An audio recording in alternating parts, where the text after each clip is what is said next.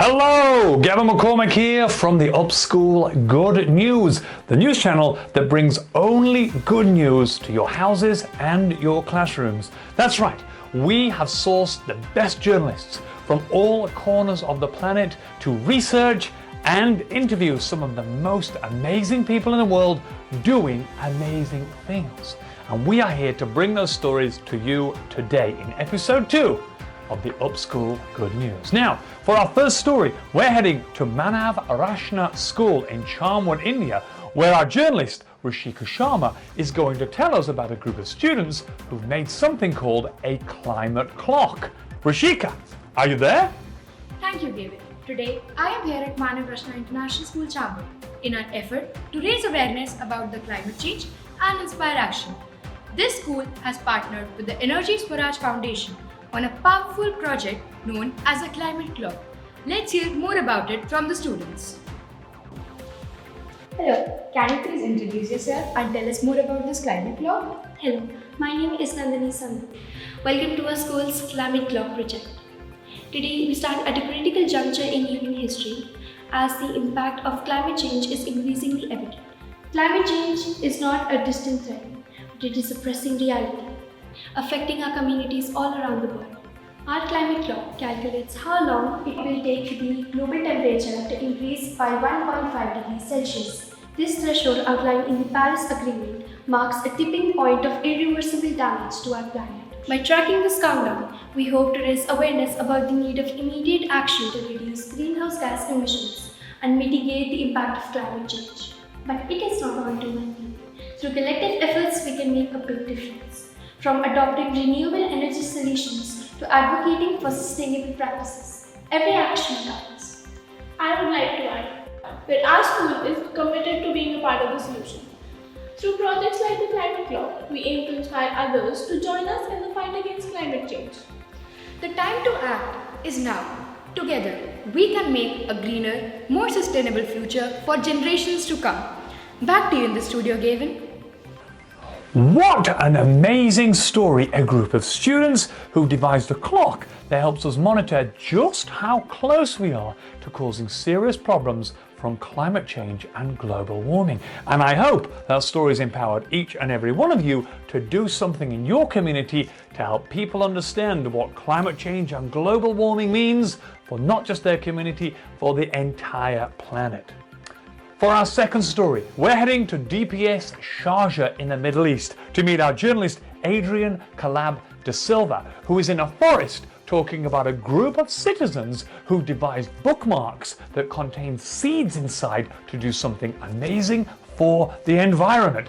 Adrian, are you with us? Hello Gavin, I'm here at Shajar by Arada in Sharjah. This place has 35,000 trees with over 40 to 45 species of trees.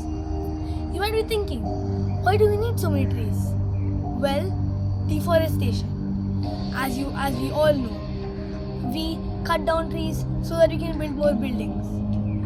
But this decreases the amount of trees and then it reduces the amount of oxygen in our surroundings.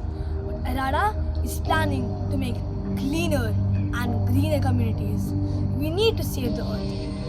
Arada shows you how plants are being born from the seedlings in the greenhouse. There are also saplings to trees. They also have a workshop where you can plant your own tree. We need to plant trees so that we can make a cleaner, greener and a better environment. At the end, they also give you paper with a seed inside so that you can plant it at home. This place is wonderful and it also explains you the need of trees in our environment. When you go here and breathe the fresh air, you will realize why plants are important. Back to you, Gavin. Isn't it fantastic? People innovating, using science, using literature to save the world by embedding seeds inside bookmarks. Who would have thought of something so astounding? Maybe there is something you can do in your community just the same to report something similar to Adrian's story. For our next story, story number 3, we are heading to Calorex Future School in India, where our journalist Arana Kajal Chirag is going to tell us an amazing story about a school that have taken on the impossible challenge of becoming completely plastic free. Let's go to Anna now. Anna, are you there? Thank you, Gavin. Welcome to the Green Initiatives. Today, we are live from Calorex Future School in Ahmedabad, where the students of grade 6 have started doing what we couldn't do in the past few years. They are taking a step towards plastic-free future by ensuring that SDG Goal 3, good health and well-being, and SDG 12, responsible consumption and production, are followed. Let's meet our young eco-warriors. Hi.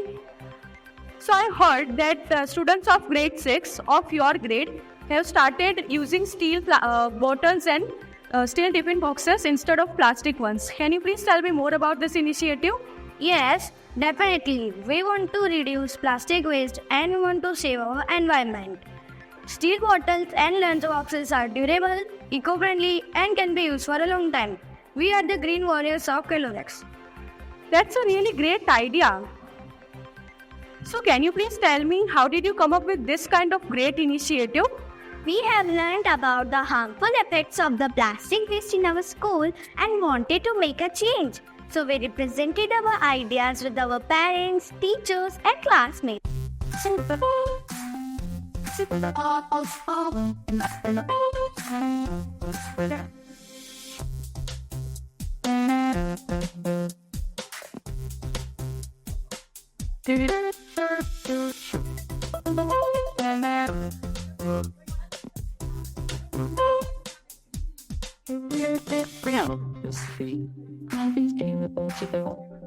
Excellent teamwork.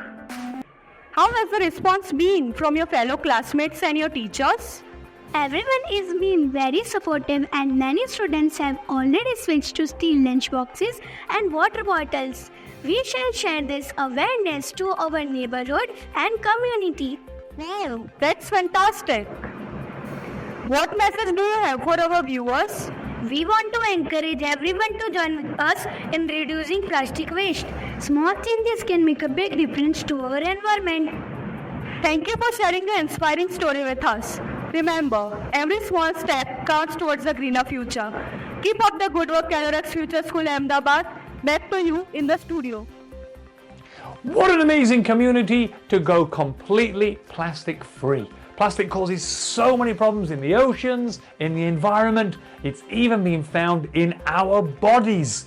Maybe you can be inspired by that story and go plastic free in your school. Thank you so much for that story. Next, we're heading to Haryana, India to meet our journalist Samrat, who's going to be telling us exactly how mustard seeds are harvested, how they're grown, but how they end up as products in your kitchen and in your schools. Samrat, are you there? Thank you, Gavin. I'm here in Rohtak today. This is the harvesting season in Haryana and I'm in a mustard field. Mustard is sown in the month of October and harvested in the month of March. It takes about 130 days to ripen. After it's ripened, it's collected into small bundles and then those small bundles are collected and formed into bigger bundles. After those bigger bundles are formed, they are put into the thresher where the thresher threshes them like this. And then the thresher segregates the crop cover from the mustard seed and then those mustard seeds are collected here. Then when this bowl is full of mustard seeds, it's put into these gunny bags where it's half full. It's packed into small bags like this. Then it's sent to the oil mills where the oil mills grind them and get mustard oil out of them. Then they put that mustard oil into bottles and then sell those bottles to the supermarket.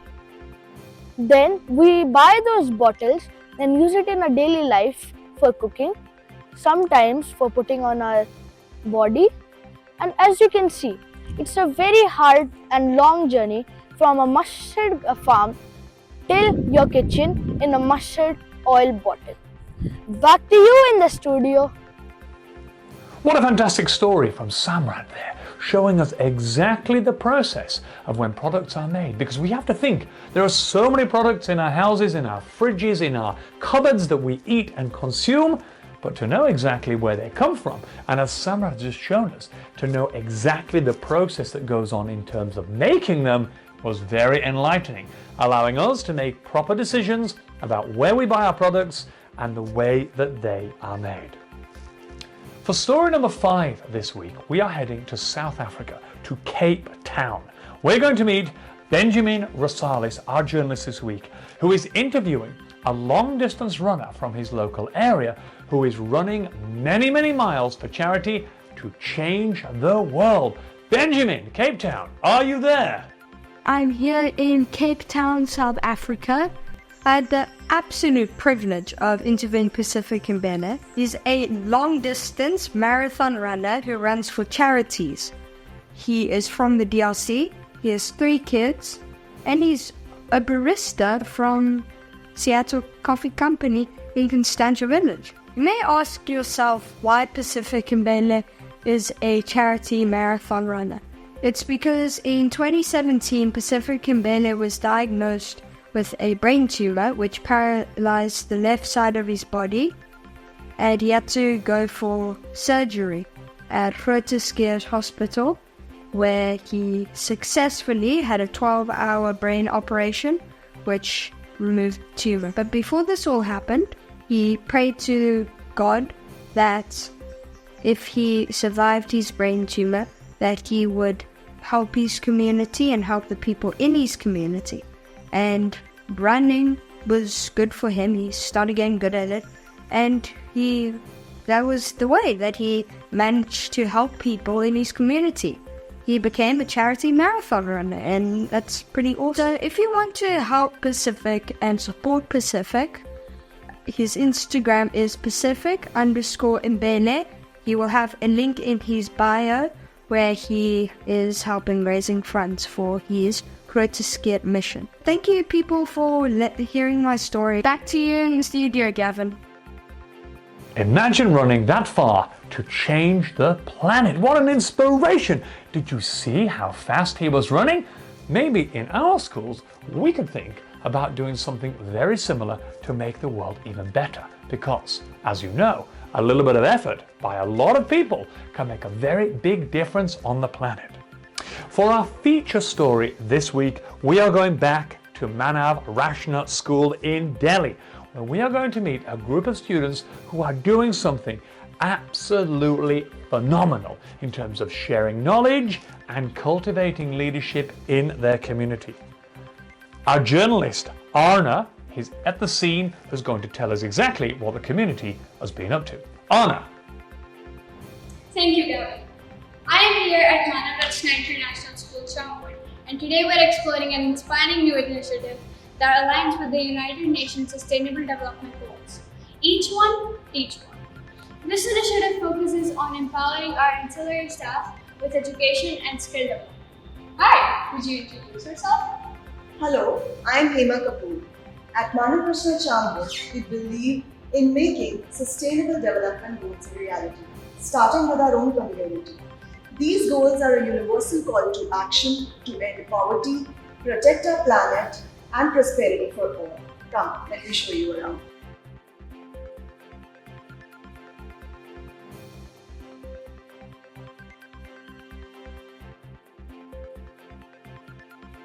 Each One, Teach One is our initiative where students have volunteered to educate and train our ancillary staff, including janitors, security personnel, and cafeteria workers. We are outside a classroom where an exciting educational session is taking place.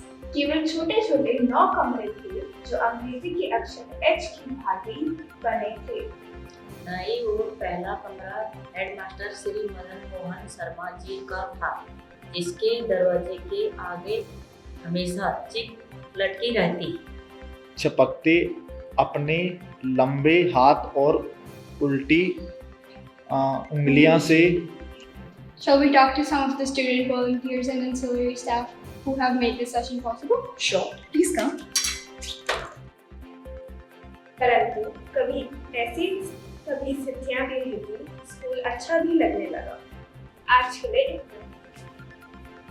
Greetings. Greetings. Hi, could you tell us your name and the class you're in? Sure, I'm Sumaira from grade 8. Nice to meet you, Sumaira. Could you tell us a little bit about your experience volunteering for this session? This is a Hindi reading session. It's incredibly rewarding to see the progress and confidence displayed by our ancillary staff. I feel proud to be a part of this initiative. Teaching someone is a great way to give back to the society and build a stronger community. Education truly empowers everyone. I couldn't agree more. Let's talk to some of the participants as they share their experiences and reflect on the profound impact that this program has had on their lives. Sure, please come. भैया आप इनको अपने session के बारे में बताइए। नमस्ते भैया, आपका नाम क्या है? मेरा नाम उमेश कुमार है। आप ये सेशन कितने टाइम से ले रहे हैं? लगभग मुझे 3 महीने ले रहा हूँ। आपको ये क्लासेस कैसी लगती हैं? मुझे काफ़ी अच्छी लगी और काफ़ी मेरा जो है कॉन्फिडेंस भी बढ़ा है इसमें। इससे जो है मैं न्यूज़पेपर मैगजीन पढ़ने में काफ़ी आसानी हुई और उससे जो है मुझे जानकारियाँ प्राप्त हुई। हमारे से बात करने के लिए शुक्रिया। Let's talk to a few more participants. Hi Devi, what's your name? My name is Neha. What are you reading? I am reading a newspaper, Hindustan Times. That's nice. How has your experience been in this session? Before this program, I had limited reading and writing skills. Now I can read to my children and help them with their homework. That's great. Thank you for talking to us. It's inspiring to see the dedication of both students and teachers here at Manavratna Champur. Each one Teach One is more than just a program. It's a movement that fosters a sense of community and mutual respect. When we invest in each other, everyone benefits. Thank you for joining us today. Together, we can achieve the sustainable development goals and make the future a better place for all of us. Remember, each one can teach one. Back to you in the studio, Gavin. What a fantastic story. Students using their knowledge from the classroom and taking it to the people in the community or in their school who do not know how to read, do not know how to write, do not know how to communicate, and making their lives better with the knowledge they have got.